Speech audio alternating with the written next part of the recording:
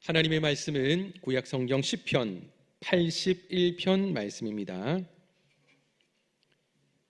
구약성경 864페이지 시편 81편 8절부터 11절까지입니다.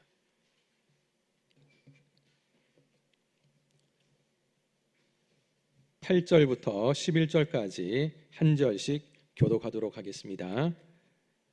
내 백성이여 들으라. 내가 내게 증언하리라. 이스라엘이여 내게 듣기를 원하노라.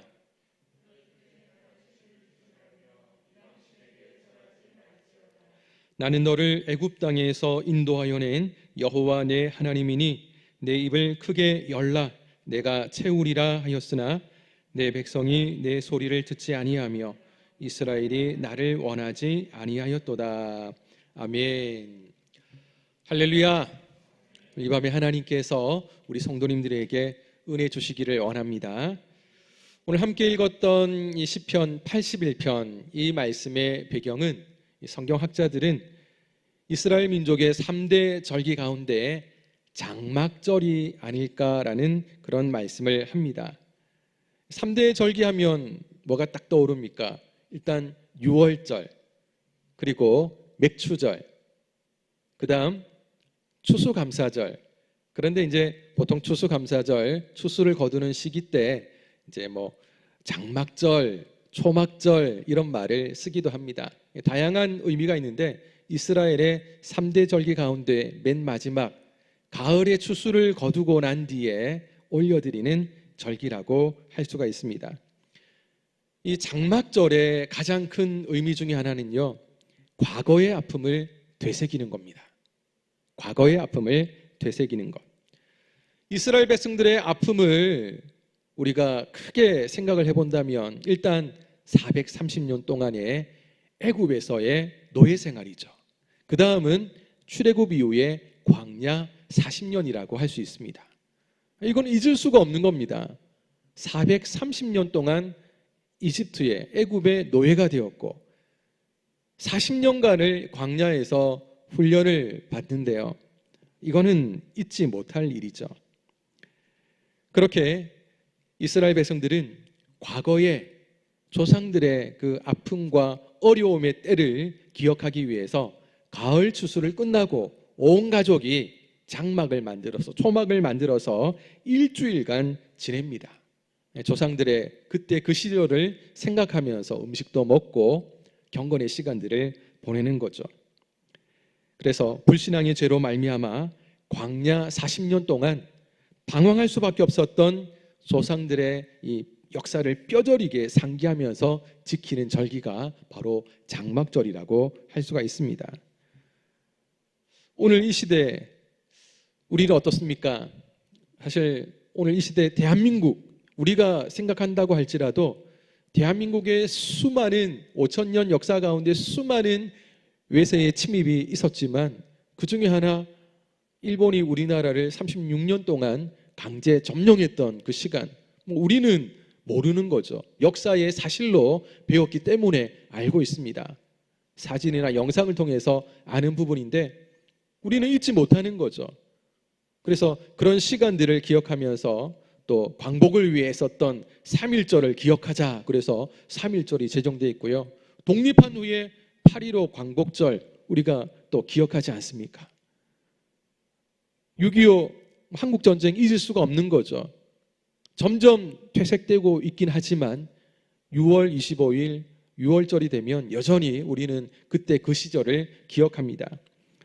이스라엘 백성들이 매년 추수가 끝난 뒤에 일주일간 이런 시간들을 통해서 하나님께서 말씀하신, 하나님이 제정해 두신 바로 이 장막절 절기를 지키면서 지나간 과거의 조상들의 바르지 못했던 그런 모습들, 그로 인해서 너무나 뼈아프게 가슴 아팠던 조상들의 그 시간들을 돌아보면서 다시는 이런 일이 생기지 않도록 이런 절기를 통해서 마음을 모은다라는 것입니다.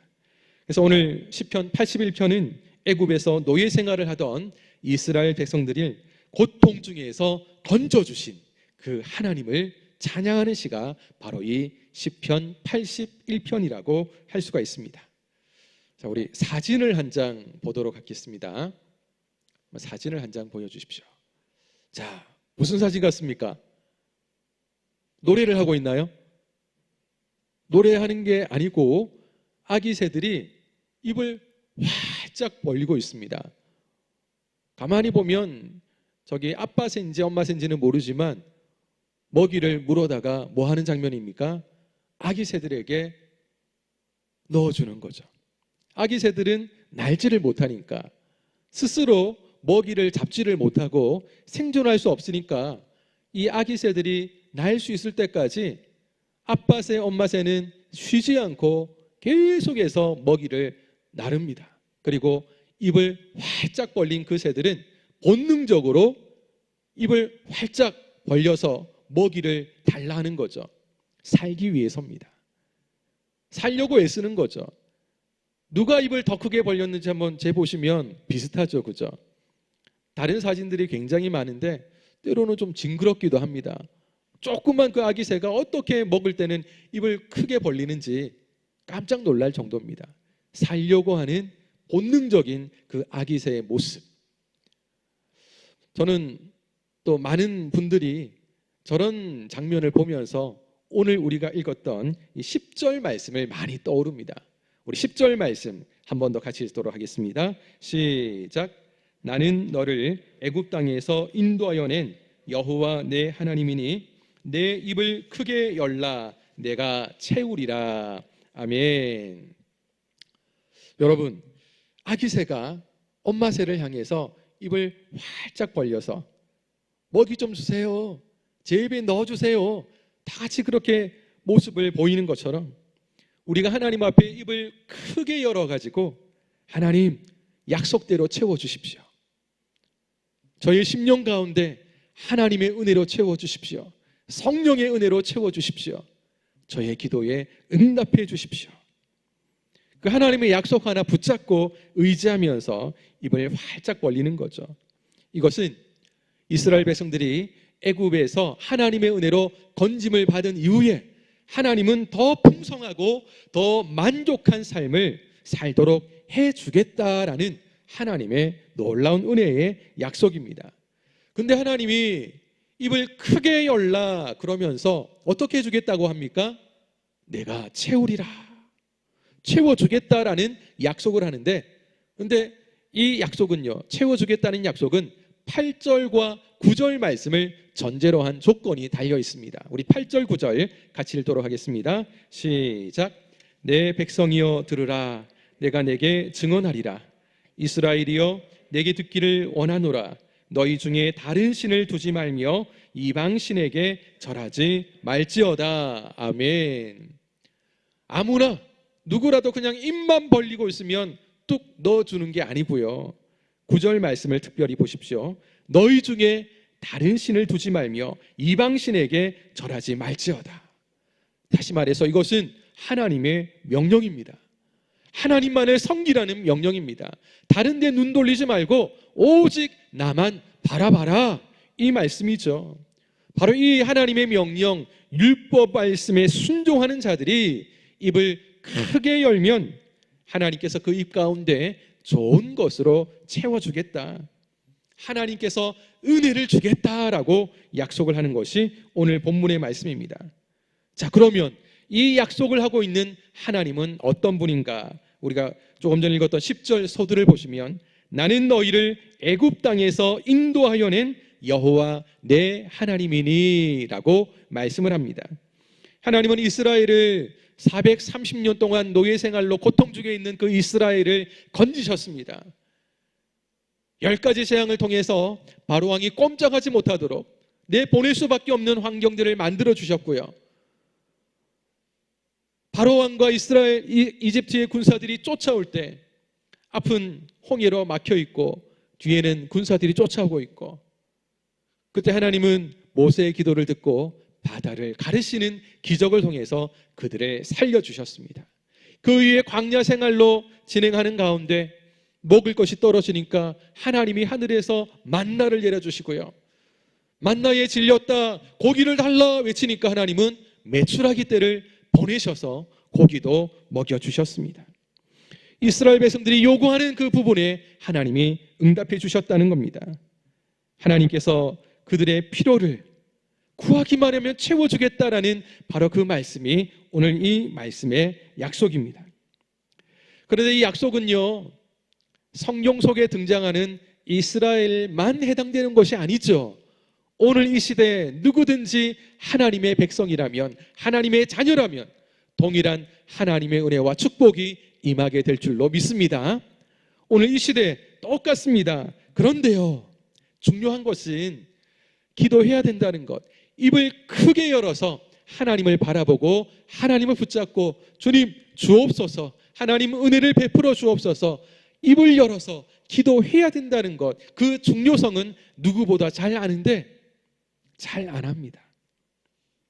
기도를 안 하는 것이 문제입니다. 우리 말씀 한 절 보도록 하겠습니다. 야고보서 4장 2절 하반절입니다. 야고보서 4장 2절 하반절 우리 같이 읽습니다. 시작. 너희가 얻지 못함은 구하지 아니하기 때문이요. 아멘. 여러분, 구하지 않으니까요. 입을 크게 열지 않으니까 하나님께로부터 주어지는 그 은혜, 하나님이 채워주시고자 약속한 그 은혜를 받아 누리지 못하는 것입니다.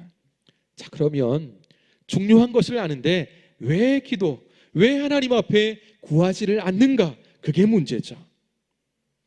많은 분들이 이유가 있겠지만 오늘 여러분과 함께 나누고 싶은 것은 바로 이겁니다.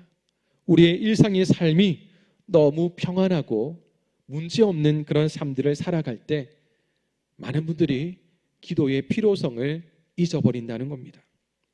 영적인 삶에 민감하지 못하니까 지금 현재 내 모습에 만족하고 지금 현재 가운데 안주해버리는 전형적인 인간의 어리석은 모습을 보이게 된다는 것이죠.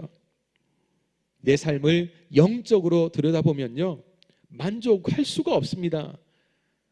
아무리 우리가 하나님 앞에 최선을 다해서 믿음으로 살려고 하더라도 영적인 내 모습을 들여다보면 부족하고 또 부족할 뿐이죠. 그런데 그런 영적인 내 모습을 들여다보지 못하고 그저 눈에 보이는 그런 모습만 보고 판단을 합니다. 당장에 어려움이 없습니다. 그냥 평안합니다. 아무런 문제가 없다라고 속는 거죠. 착각을 하는 겁니다. 문제가 없다 생각을 하니까 어떻게 합니까? 기도할 이유를 찾지를 못합니다. 기도가 하나님과 대화하는 것이 꼭 이유가 있어야 되겠습니까? 자녀들이 부모와 함께 대화를 하는데 꼭 무슨 이유가 있어가지고 부모와 자녀가 대화를 하는 게 아니죠. 사람과 사람의 대화가 바로 그런 겁니다. 하나님과 우리 사이의 대화도 저는 동일하다고 생각을 합니다. 바로 그 모습이 기도로 나타내지는데요. 꼭 어떤 이유가 있어서 어떤 조건이 있기 때문에 우리가 하나님 앞에 기도를 하는 것은 절대 아니죠. 근데 많은 분들이 이유가 있으면 좀 더 기도할 수가 있고 이유가 없으면 기도할 이유를 찾지 못하고 필요성을 느끼지 못하고 하나님 앞에 기도하지 않는 그런 모습을 보인다라는 것입니다. 일상의 그 삶 가운데 안주하고 만족하면서 내 모습은 점점 잠들어 버리고요. 점점 영적인 병이 들어버린다는 것이죠. 이런 모습이 성경에 보면 그 옛날 소아시아의 라오디게아 교회의 모습이었습니다. 요한계시록 3장 17절, 우리 요한계시록 3장 17절 말씀을 같이 읽도록 하겠습니다. 시작. 내가 말하기를 나는 부자라 보유하여 부족한 것이 없다 하나 내 공고한 것과 가련한 것과 가난한 것과 눈먼 것과 벌거벗은 것을 알지 못하는도다. 아멘.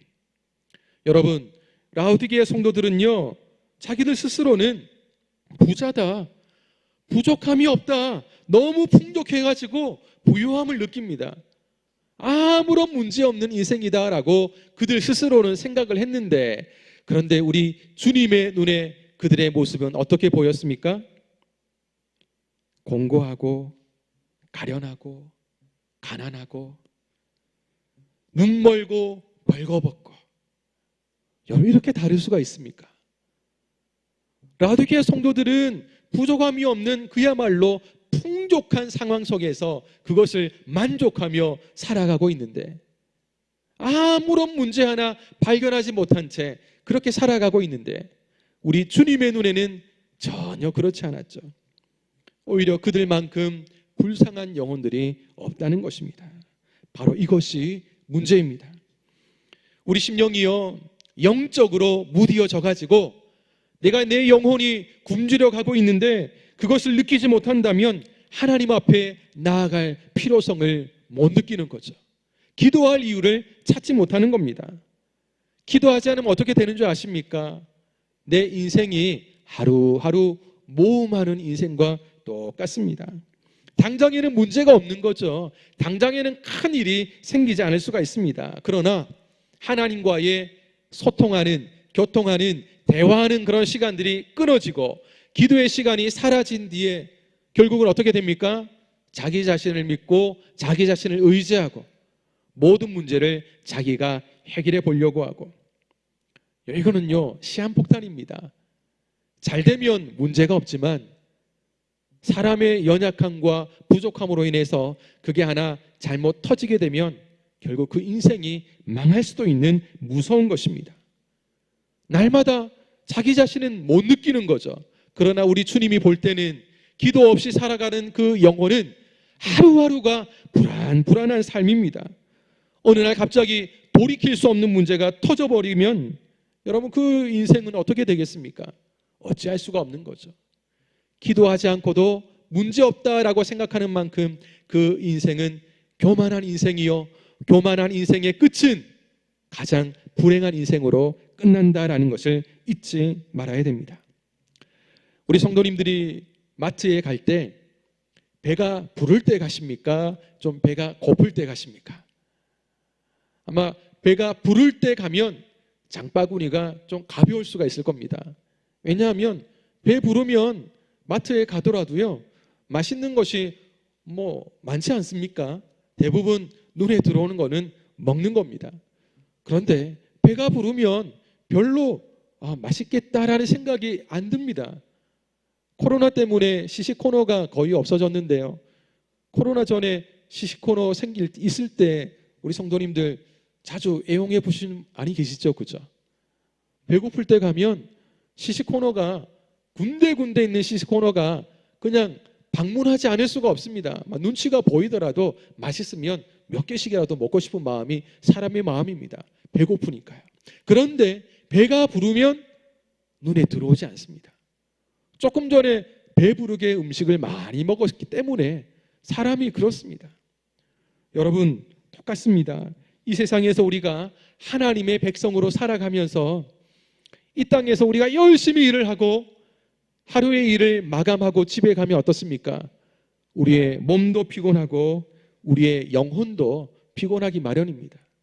믿음을 지키면서 살았으니까 더 영혼이 피곤하기 마련이죠. 바로 그런 경험을 할 때 우리 성도님은 어떻게 하십니까?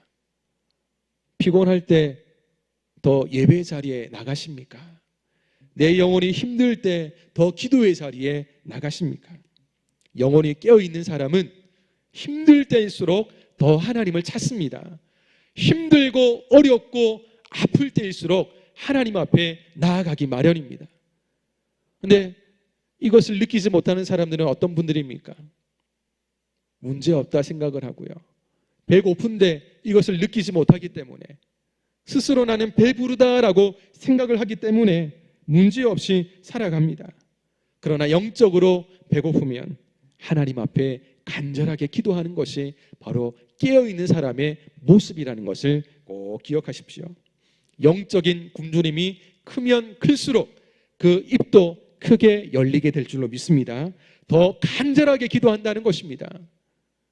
바로 간절함이 거기서 나오는 겁니다. 왜냐하면 나의 굶주림을 채워주실 분은 세상에 있지 않고 바로 우리 하나님 한 분밖에 없다는 것을 알기 때문입니다. 그래서 다른 데 가지 않고요, 다른 것에서 만족하지 않고요, 하나님 앞에 나가는 겁니다. 응답받을 때까지, 하나님이 은혜 주실 때까지, 하나님이 축복하실 때까지 하나님 앞에 나가고 또 나가고, 은혜 받았고 축복 받았는데도 계속해서 하나님 앞에 나갈 수밖에 없습니다. 왜냐하면 살기 위해서죠. 아기 새들이 엄마 새가 물어주는 그 먹잇감들을 먹었음에도 또 열고 또 여는 이유가 뭡니까? 살기 위해서죠. 본능적으로 살기 위해서입니다.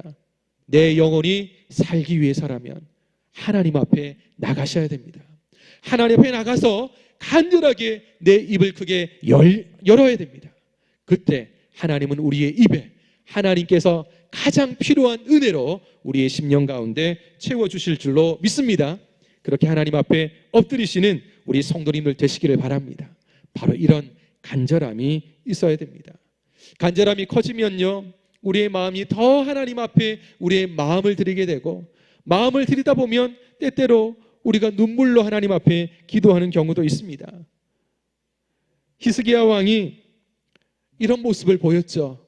이런 일들을 통해서 그의 생명이 연장되는 기적의 경험을 했던 적이 있습니다. 그가 병들어 죽게 되었을 때 벽을 향하여 얼굴을 돌리고 하나님 앞에 통곡하며 기도합니다. 통곡한다는 것은 말 그대로 울부짖으며 하나님 앞에 기도했다는 겁니다. 오늘 열왕기하 20장 5절 말씀을 같이 한번 읽어보겠습니다. 열왕기하 20장 5절입니다. 시작. 너는 돌아가서 내 백성의 주권자 히스기야에게 이르기를, 왕의 조상 다윗의 하나님 여호와의 말씀이 내가 내 기도를 들었고 내 눈물을 보았노라. 내가 너를 낫게 하리니 내가 3일 만에 여호와의 성전에 올라가겠고. 아멘. 여러분, 내가 내 기도를 들었고 내 눈물을 보았노라. 내가 너를 낫게 하리니. 여러분, 누구의 음성입니까? 하나님의 음성입니다. 하나님이 이 히스기야의 눈물의 기도를 받으셨다는 거죠. 물론 꼭 눈물을 흘려서 그렇게 기도했기 때문에 하나님이 응답하신 것은 아닙니다. 그러나 히스기야 왕의 그 통곡의 기도, 눈물의 기도를 하나님이 받으셨습니다. 그의 간절함, 그의 진실함을 하나님이 받으셨을 때 하나님의 계획이, 이제 히스기야 왕은 죽어야 되는데 하나님의 계획이 변경이 됩니다. 15년의 인생을 더 연장해 주시죠. 하나님 앞에 눈물로 간절함으로 간절하게 기도했더니 하나님은 하나님이 정한 계획까지 변경하시면서 하나님의 놀라운 기도의 응답으로 보여주시는 것을 우리는 이 말씀을 통해서 보게 되어집니다. 우리 사진 하나를 보도록 하겠습니다. 우리 앞에 보이는 분은 혹시 아시는 분도 계시겠지만요, 이희돈이라는 장로님입니다. 아시는 분 계시죠? 그죠? 아마 모르는 분도 좀 계실 것 같은데요, 이분의 이야기를 잠시 좀 나누고 말씀을 맺고자 합니다. 이분은요, 1998년도에 세계 무역협회 사상 최연소 이사장, 그리고 부의장으로 선출이 되고 아시아계에서는 최초로 부총재를 역임한 분입니다. 세계 무역센터 협회입니다. 이분이 작년 9월 달에 소천을 하셨습니다. 62세로, 요즘 이 시대로 따진다면 굉장히 젊을 때 하나님이 불러가셨는데요, 위암이 발견되고 한 달 만에 그렇게 하나님이 데리고 가셨습니다. 이분이 살아계실 때 하루에 2시간씩 기도를 했다고 합니다. 부총재다 보니까 세계의 무역에 관련된 일을 감당하는 정말 바쁘고 중요한 직함을 가지고 있다 보니까 기도할 시간을 만들어야겠는데 다른 시간이 없는 겁니다. 낮 시간은. 그래서 새벽마다 2시간씩 기도를 했다고 합니다. 낮에는 15분마다 시간을 짜서 세계의 지도자를 만나는데요, 각 나라 국가 원수들을 만나고 외교관들을 만나고 세계적인 기업가들을 만나고 15분 단위로 시간을 쪼개어서 이런 중요한 일들을 하면서도 새벽에는 무려 2시간의 시간을 하나님과 기도하는 시간에 드린 분입니다. 직장에 출근하는데요, 가면 자기보다 직책이 높은 총재도 있지 않겠습니까? 근데 일단 직장에 가면 자기 사무실에 들어갑니다. 인사도 안 하고요. 그냥 눈으로 살짝 보고 들어간다고 합니다. 그리고 사무실에 가서 하나님 앞에 기도를 올려드린 이후에 이제 그분이 각 직원들과 인사를 하고 업무를 시작을 합니다. 어떤 일이 있어도 내가 기도할 시간만큼은 꼭 챙기면서 하나님 앞에서 살려고 했던 분이라고 할 수 있습니다. 이분은 워싱턴에서 뉴욕까지 매일같이 출퇴근을 했습니다. 비행기를 타고 왔다 갔다 했는데요. 부총재로 재임하던 어느 날이었습니다. 워싱턴에서 뉴욕행 비행기를 아침 7시에 예약을 하고 타기 위해서 공항에 갔습니다. 워싱턴 공항에 도착을 해서 평소 같으면 비행기에 바로 탑승을 했을 텐데 그날따라 커피가 마시고 싶어서 커피를 사러 줄을 섰는데 아마 좀 유명했던 커피점인 것 같습니다. 줄을 길다랗게 서 있는데 그냥 서 있다 보면 비행기 탑승을 놓칠 것 같아서 다른 커피점으로 갔습니다.